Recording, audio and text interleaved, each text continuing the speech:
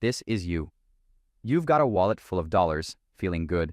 But the moment you step off a plane in another country, suddenly your money is worth less or way more. $1 becomes 90 cents in Europe, but somehow 25,000 dong in Vietnam. Wait, why does money play this weird game of dress up? Why isn't $1 always just $1 everywhere? And why do these exchange rates jump around like stock prices? Let's dive into the strange world of currencies. For most of history, money wasn't just paper, it was tied to gold. Literally, your dollar was backed by a chunk of shiny metal. That was the gold standard. It kept things stable. No gold, no printing. But as the world got bigger, wars got nastier, and trade exploded, governments ditched the gold rulebook.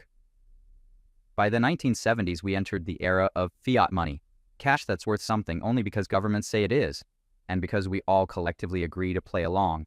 Some people even call it fake money.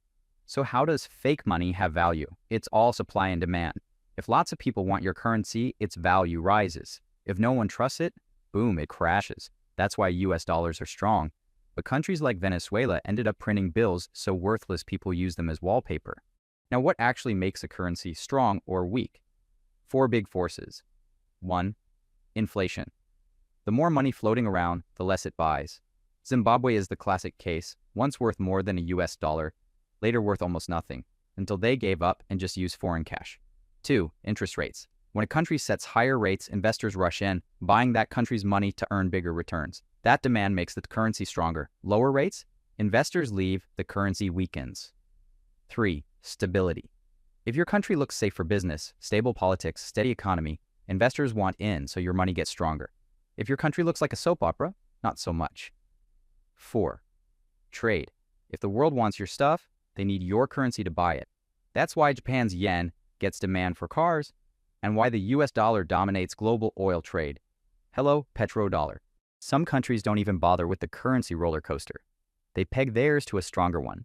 Brunei pegs to the Singapore dollar, Belize to the US dollar. Easy and stable. But it means if the big guy sneezes, you catch a cold too. So why don't we just have one world currency and save the hassle? Well, the euro tried it. It's convenient, until one country messes up like Greece in 2009, and suddenly everyone pays the price.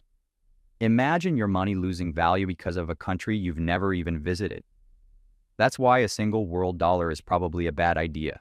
Here's the twist. Having a super strong currency isn't always good. Import-heavy countries like Singapore love strong money. It makes foreign goods cheaper.